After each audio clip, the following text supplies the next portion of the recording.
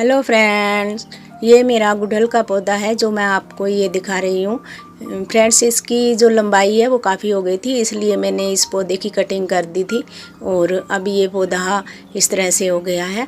और इस पे कटिंग करने के बाद इस पे नई नई ब्रांच और निकल आई है। और ये इस तरह से मैंने यहाँ से कटिंग की थी इसकी, और ये नई नई ब्रांच से भर गया मेरा पौधा। और अब ये आगे चलकर ये बहुत ही घना हो जाएगा और खूब सारी कलियाँ देगा और फूल खिलेंगे। तो फ्रेंड्स, इसमें मैं आज एक लिक्विड फर्टिलाइज़र दूँगी जो मैं आपको दिखाऊंगी। तो ये पौधा मेरा बहुत बड़ा है और बिल्कुल स्वस्थ खड़ा है। और ये इस गमले में लगा हुआ है और इसमें जो ये कुछ पीली पत्तियां और सूखी पत्तियां हैं, इन सब को मैं बाहर निकाल देती हूँ। और फिर मैं इस मिट्टी की थोड़ी सी गुड़ाई करूँगी और फिर इसमें से ये मैं कुछ पौधे लगे हुए हैं। ये सदाबहार का पौधा है, इसको भी मैं बाहर ही निकाल देती हूँ, तो एक नया प्लांट और तैयार हो जाएगा।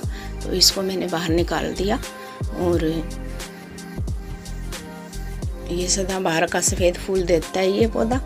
तो इसकी मैं अब गुड़ाई करके अच्छी तरह से 2 इंच तक मैं इसकी गुड़ाई करूँगी, नीचे से 2-3 इंच तक तो मैं कर ही देती हूँ। और फिर इसमें से जो ये पतली पतली जो ये रूट्स होती हैं, इन सब को मैं बाहर निकाल दूँगी, ताकि मिट्टी को ये ख़राब करती हैं और ये जाले बन जाते हैं मिट्टी के अंदर, इसलिए इनको बाहर निकाल देना चाहिए।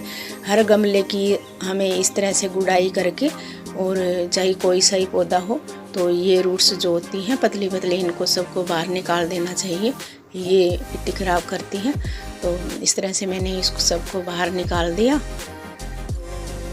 और फिर मैं इस पौधे में ये देखो, ये मेरी जो मिट्टी है ना, ये सूखी है। तो पौधे की अगर मिट्टी इसकी गमले की मिट्टी सूखी होनी चाहिए, तभी इसमें कोई लिक्विड फर्टिलाइज़र देना चाहिए, गीली मिट्टी में नहीं देना चाहिए।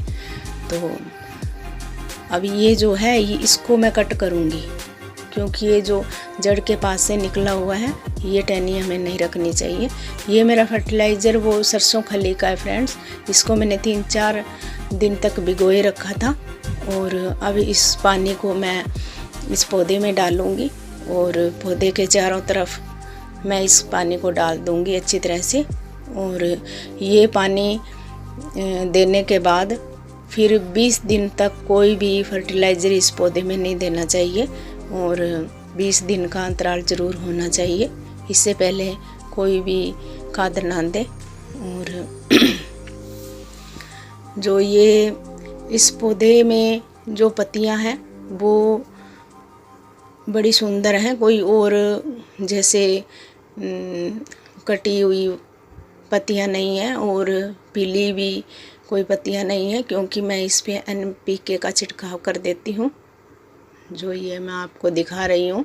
ये मैंने छोटी चम्मच है, ये आधा चम्मच लिया है और लगभग 1 लीटर मैंने पानी लिया है। इसमें मैं ये डाल के और अच्छी तरह से इसको मिला लूँगी और फिर मैं इस पौधे पे छिड़काव करूँगी, सारी पत्तियों को मैं इससे नहला दूँगी।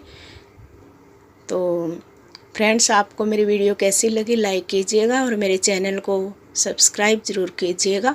और आप ये फर्टिलाइज़र अपने पौधे को दें, मैं तो ये देती हूँ। और देखो कितना स्वस्थ ये पौधा खड़ा है,